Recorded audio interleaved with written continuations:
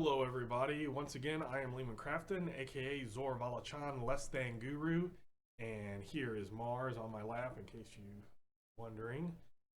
He just jumped up as soon as I started talking, because that's what he does. Today we are doing another role-playing game review for a very old game, the Palladium role-playing game, and this is the first edition game. The copy that I have is the revised edition. In the middle, I guess around 95, they came out with second edition, which is the current edition. I personally don't like it as much as first edition. I will have an additional video to this probably tomorrow that will be based off of a new game that I will be doing, that the core of it will be this game, but it will be a very heavily house rule homebrewed system with this as the core. But today I just want to talk about this and reasons you may or may not want to play this. So this book, as I said, there's a second edition, so all the first edition books are out. This is the main book. It comes with quite a few character classes. It says 20 character classes, lots of spells, and psionics are in this book. It's a book that works pretty well by itself. There are supplements to this. A Game Master screen shield, which works pretty decently, a small little adventure for lower level characters. I wouldn't say starting characters necessarily, but lower level characters. This book is really good, and actually I would recommend this book, Old Ones, even though it sounds Old Ones, it looks all Call of Cthulhu-ish with these old ones, and they might even have even like a nasty looking huge creature. But the main thing is that this book here has a couple of character classes, the monk, which is a pacifist type knowledge character, and the illusionist, which is based off of mental, not magic, based off of, similar to psionics. It's basically, you can choose to go illusionist or psychic psionics, but you can't do both.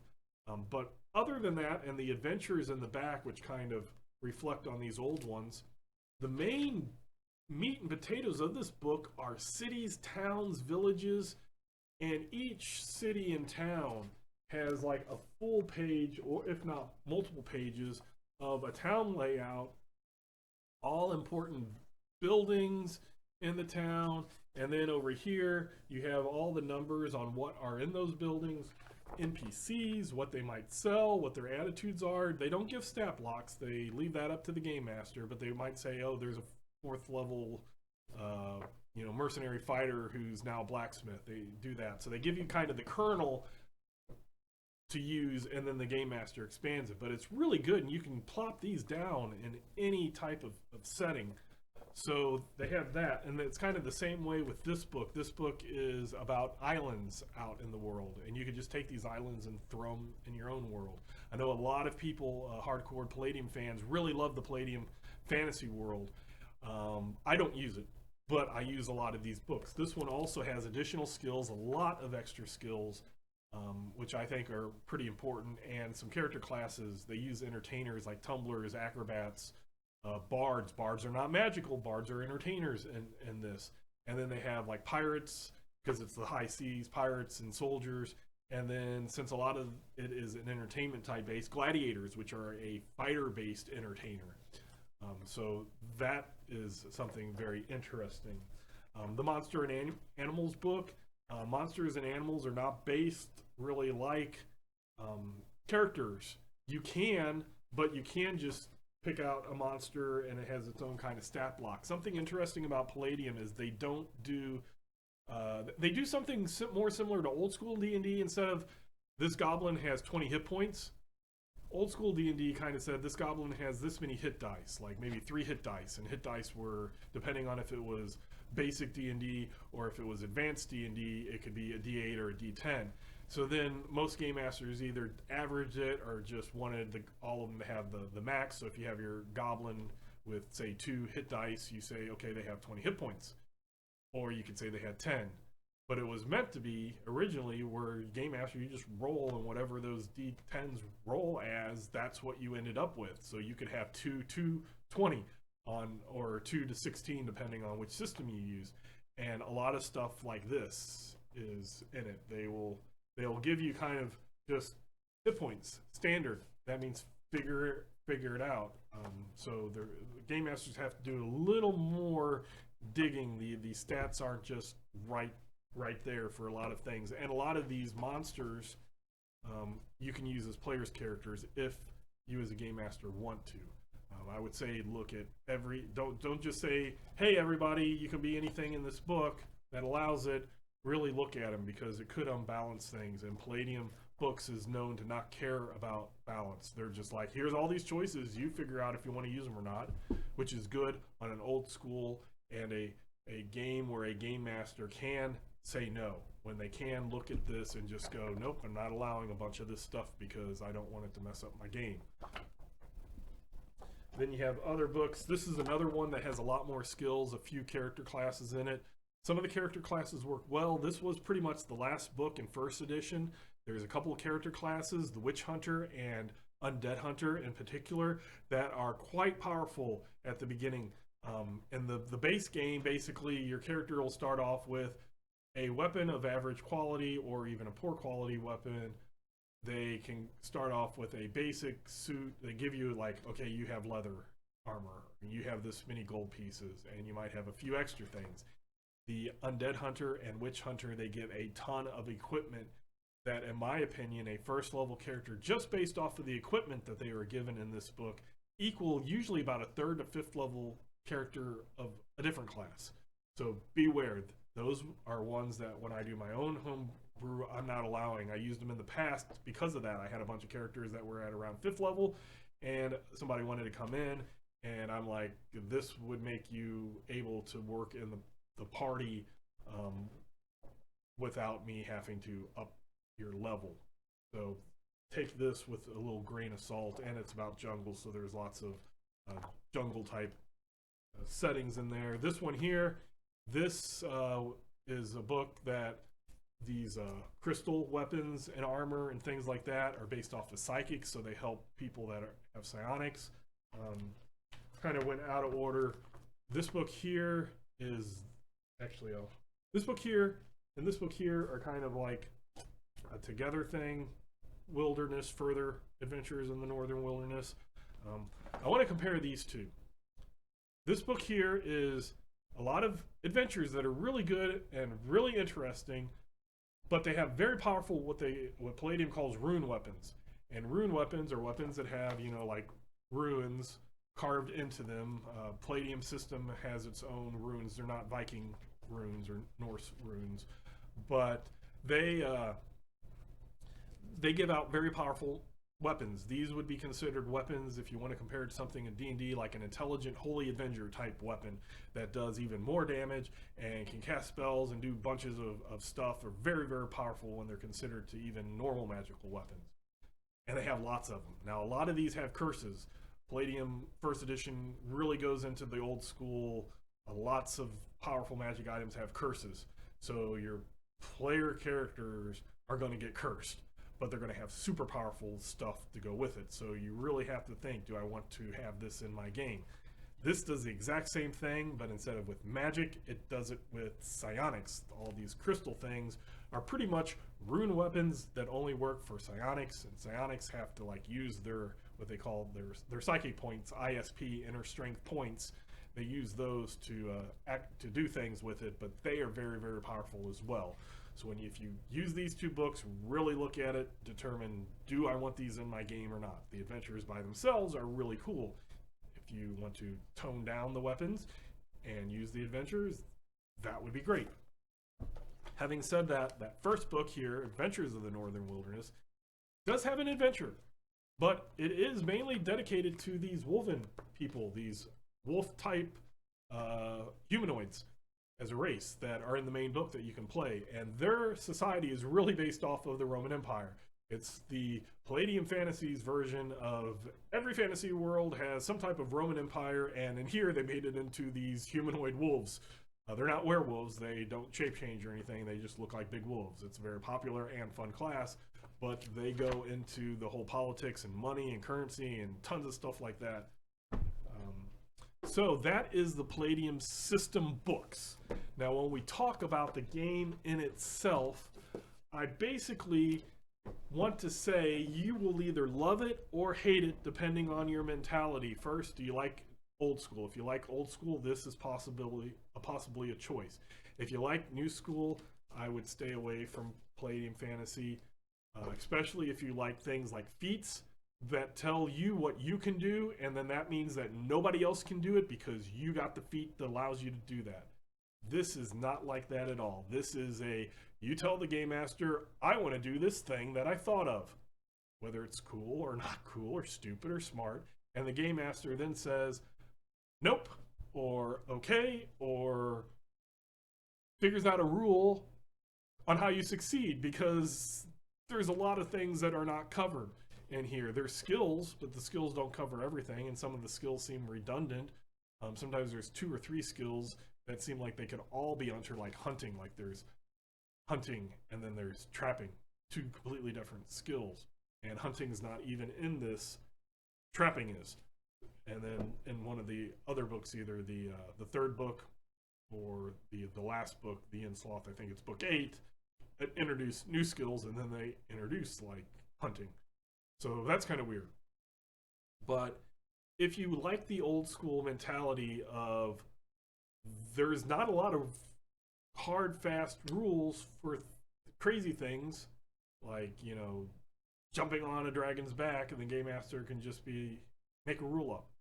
And the thing is, when I just say make a rule up and I don't give you an example, is because every group is going to have to determine how they do that, because there's no rule. There's no, like in, say, D&D, where it's just roll a d20 and add your stat bonus number to it and beat a difficulty number. There's nothing like that in Palladium.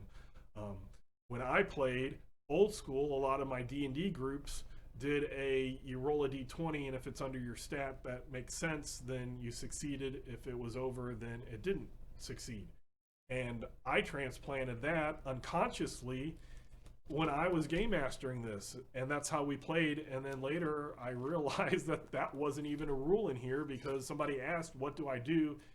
And the response was roll percentile under your stat, which is usually under an 18, and that means that you would never succeed, rarely succeed. And I was like, this is a rule?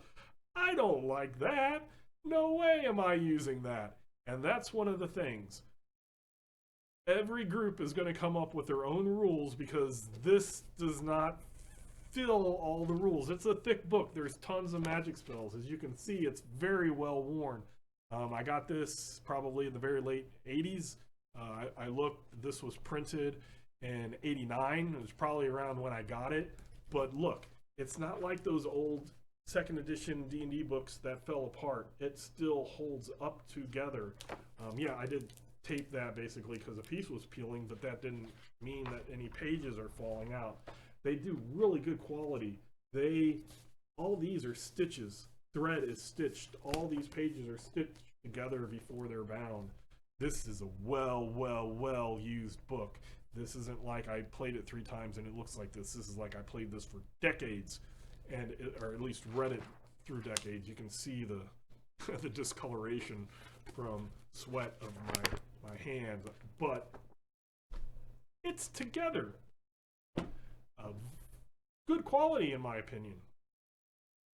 But having said that, if you like New School, if you're only set on New School, don't play the Palladium Fantasy role-playing game, first edition. Don't play any Palladium games, would be my recommendation. Sadly, I like this game. I love this game. This is the game that got me feet completely into role-playing. I played Robotech. I liked Robotech, but I didn't like D&D when I played that before Robotech. Robotech led me to this, and this kept me into role-playing since mid-80s, so mid-teens, 13, something like that. And now I'm 47. So all my gaming is based on this game. My whole history, this is what cemented it. I will summarize something that a person on the Palladium official forums, who goes by the name of Killer Cyborg, said. Now, I'm sorry, and if you watch this, I don't know your real name. I just know that you go by Killer Cyborg. You said something many years ago that stuck with me. And if I misquote you or if I say, put words in your mouth that aren't true, I apologize. But what I got from what you said is something that I agree with. So I want to give credit where credit is due. I don't want to take this idea or thought and say that it's completely my own, but I do want to mention it. This was a game that was made pre-internet. This was a game that every table could play and love. The thing is there are a lot of very vague rules, there are a lot of ambiguous rules, and there are a lot of conflicting rules.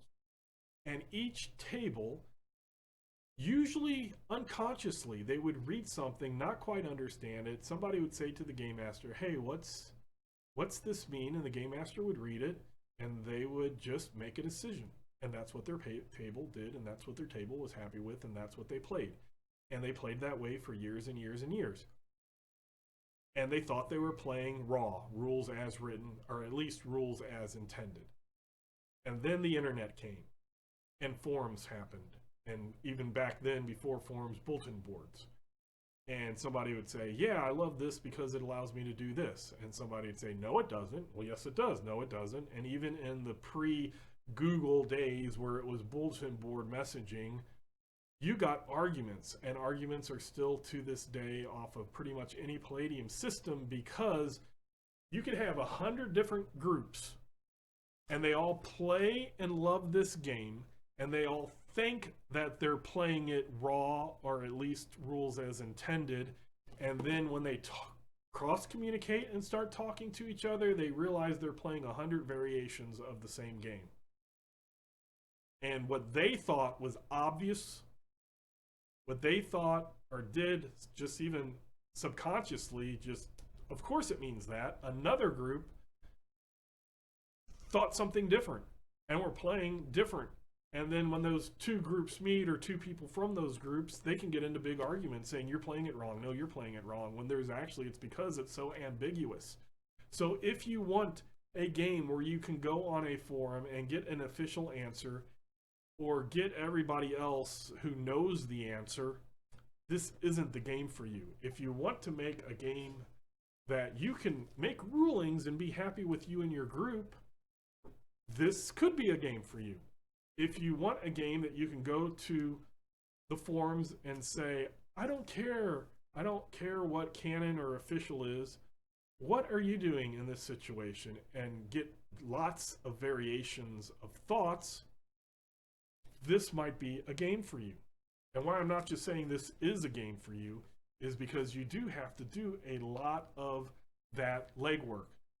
And some of it is just 2 seconds. It's you get to a thing, you know that there's not a rule, you make a rule, and you move on. But other things you might really start finding out kind of get weird. One of the things is armor. Armor in here goes up like in 3rd edition and after D&D, instead of having low armor. But if your armor gets hit, which is anything above a 4, so 1 through 4, you roll on a d20, you miss. If it's a 5, you hit something. If it's under your armor rating, then it hits your armor and your armor takes damage. But the armor, since your armor is taking damage and it costs money and time and materials to repair, you at some point, you get to a point where you as a you want your character to get hit and not your armor, because the priest can heal your character, or you can take a potion to heal your character, and your armor isn't that easily repaired. So you want your armor to be hit when you would die. Otherwise, you prefer to get hit until you absolutely need that armor. And that's something that's a little wonky. So that's something that you might look at and decide that you want to change. And I highly recommend that you change it. I won't get off into other games, because it even gets worse in their games that were published after this was published. When I get to those reviews, I'll talk about that. But right now, I don't want to. I want to try to just keep it on Palladium Fantasy, or Palladium role-playing game. Most people call it Palladium Fantasy. It's a fantasy world role-playing game. So there are lots of things like that.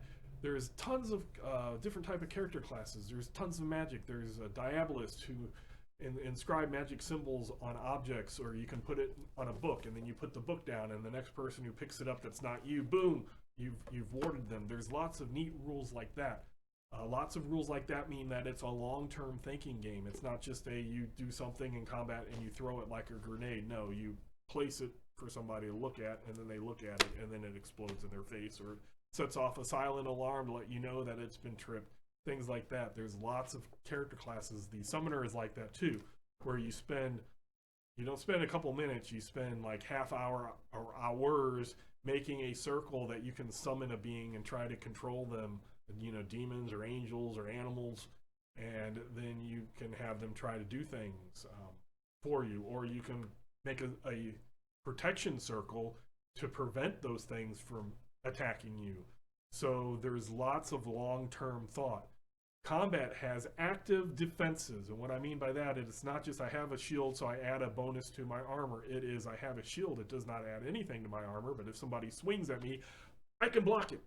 I can make a roll, and if I beat their roll, then I block it. If I'm a man-at-arms character class, then I can usually do that as long as I'm aware, and I can do that for anybody that I'm aware of. If they're hitting me from behind, I can't block it. Sorry, Mars, I can't block it because I'm not aware, or I can't get my shield around there. But I can do that. If I'm a non-man-at-arms trying to do that, I can try it, but it takes up my attack. So I have to think, is this worth taking my attack or not? There's very vague, but from my rereading of this book recently, there are 4 different combat systems that go on at the same time. It never states it, but when you actually read and look at the rules, there are. There is a in-combat melee to melee, sword swinging, axis swinging, type fighting. You have a whole list of how many attacks you can do, bonuses to hit, parry, dodge, all that stuff is that. You have a separate casting, which allows you up to 2. This can allow you up to 4 or 5. So it's different. If you do something here in magic, you can't, if you get into melee, you have like a 90-something% chance of your spells not working because you're too distracted to do your spells. So you need to kind of do, I call them stances now. It's not raw, but there's 4 different types of things. You have a different rate of fire than your attacks when you're firing ranged weapons. And then if you throw things, that's a certain skill just called juggling, out of all things. It allows you to have multiple throwing, so it's hard to say, hey, here's a rule that explains how throwing things work. It's in a later book, but that's never explained in the main book, so it's weird. So you kind of have to figure out these 4 different ways of doing things in combat. I have made them into stances. You as a group might do something differently, but the thing is that the rules can be vague. Things that are clear cut and that I always took for granted when I read it again 10 years after, at least 10 years after the last time I read it, I realized, I was doing that not by the book. I thought I was, but apparently it's very different than how I thought back then. And when you read the rules very carefully, a lot of those clear-cut things that you thought don't apply. If you want and like the idea of a game master making rulings and moving on and having a nice solid core, it works. If you want a system that that needs to have a rule that describes everything, it's not something that you will enjoy. The experience for character classes are different. It's like old school D&D where each character class had different XP. The thing is monsters do not have XP associated with them. There's a whole chart on coming up with ideas can give you this much. Actually, if it's a good idea that works, you get this much experience. If you defeat a minor menace, which could be a powerful thing if you're more powerful for them, so it's not like a 5th level, monster combat rating 5 gives you this XP. It's for your group, was that a difficult fight? If you won, you get the difficult, or they have it as minor. major, and great threat, so you get a great threat. If another group somehow manages to steamroll it, even if they're the same level and same makeup, then it would be a minor threat to them. So things are based off of not just fighting monsters. They're based off of, a lot of the things are, did you have a really good plan that saved a lot of people, then you get more XP. And it is that slower leveling. It doesn't adjust for, I'm at a higher level, so the things that I fight give me more experience. It's a higher level, and I have to do a lot more to get to that more experience. So when you're first level and second level and you start getting up to third level, you're like, I'm getting there. And then if you get to fifth level, you're just like, oh, I am so much better. But it took you a long time, possibly years, depending on how well you go by that little chart that they give and how much stuff your players do. But you can adjust that as a game master. This is a great old school system that there's no combat by sport. It's combat by battle. Think in the long term, and some of the character classes you need to. You can't just go into battle throwing grenade things like as a Diabolist. You need to pre-plan things and set up things and make ambushes, or leave books around that are tempting to the NPCs that you know that they'll open and it'll explode on them, or change them to red, so then you can pick out, hey, that red guy's or yellow or whatever, purple person there has a magic effect because they opened my book. They're the person who did it. I know who did it. You know, that type of thing. So Palladium role-playing game, first edition, is a very good core to work with. As a game master, you will need to work with the book. Sometimes you will think things and they won't be correct, or there just won't be a rule and you make a rule. When you go into this game with that mentality, you can have a lot of fun. This was before. I'll just say this: on all my Torg videos, you always know Torg's number one. Before I encountered Torg, this was number one the entire time, from the day I first picked it up and read it until I found Torg. This was number one. Other Palladium games made me stop liking this as much, which is a shame, because of the way that they were going, and then when they introduced second edition. But I have fond memories, and I'm going to see if I can bring those back. I will be making videos about my new homebrew based off of this. I will be hopefully recording the sessions so you can see how everything unfolds, and if you watch those, realize that I'm not playing this straight by raw, because one, you can't do it, and two, I have changed a lot of things to make it fit me and my group and how I want to play the game. I apologize for the pause there. I was getting to a point that I wanted to show something, and then I realized it actually wasn't in this book, and I spent a lot of time trying to look for it, and I honestly did not want to have to do 30 minutes of a video at the very end of the video just because I made a mistake. So I cut that there. I started up again here. I apologize. I don't like editing, as you probably know. I don't like taking out things, but if I'm sitting here looking at a book and going, and wasting your time even more than my normal rambling, I don't see that that benefits anybody.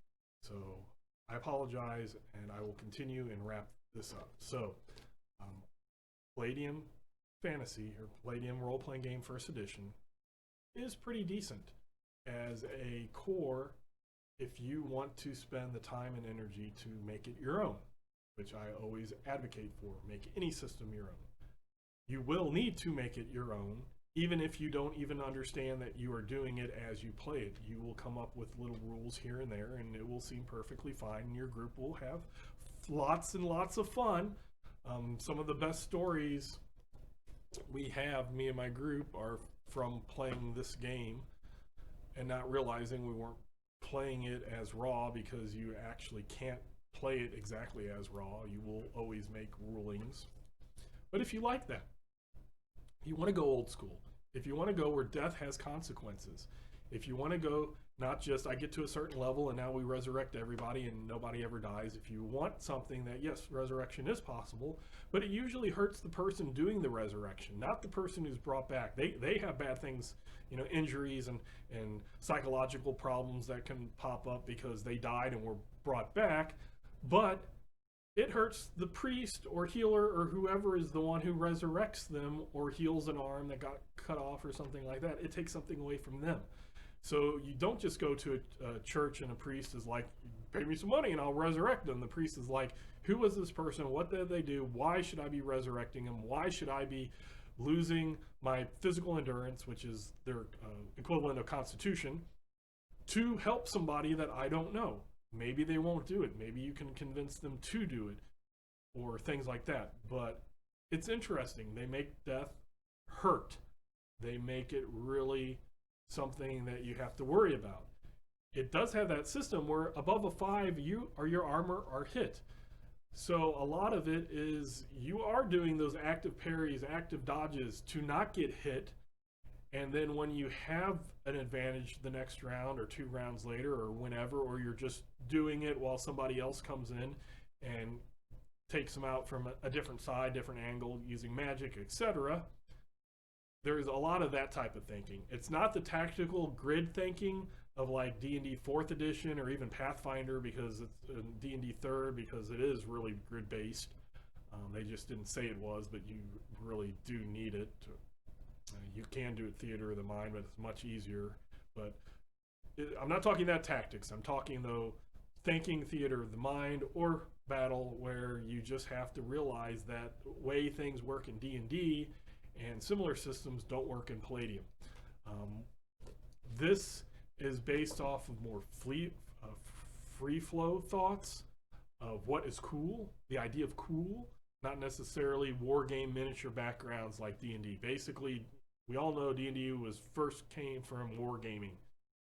This came from D&D, but not from a wargaming perspective. It came out of Kevin Simbita's mind, who was a comic book author and illustrator. So he comes from a comic book type background. So it's not wargaming, it's comic book. And that's something to consider. If you like the idea, you're not like super powered heroes going around shooting beams out of your hands and flying with capes waving.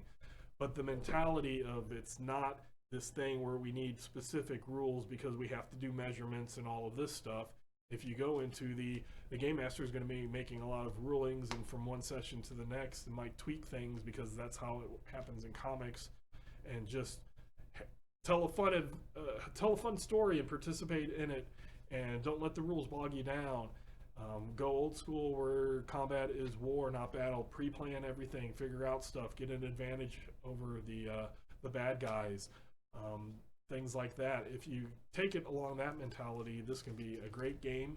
I hope in a few weeks when I start game mastering this and start recording it, you can watch it, and hopefully the way it goes is how I think it's going to go, and you can see how an old school game can be very, very fun. Now I am adding some new school type mentality to it, so it might be a middle school type thing. So having said that, I will go ahead and stop. If you like, you can hit the like. If you dislike, hit the dislike. You can make another account and hit dislike, and make a third account and hit dislike however many times you want. Usually I just get a few likes each video. I appreciate it if you're one of my subscribers. If you've been watching these and haven't subscribed, just subscribe so that you get a little notification or a little bell thing, so you know to see new content. I will be doing lots of different games now. I won't be focusing solely on certain games like I did with Torg, and this one will have my homebrew review or explanation, I guess, and then that series, but I'll be doing other videos for you. So besides that, I thank you very much for watching this. I apologize again for the little cut. Like I said, I thought something. I wanted to search for it. I thought it would be quick. Realize it doesn't exist. And I didn't want to waste your time like I'm doing now, so I will say goodbye. And until next time.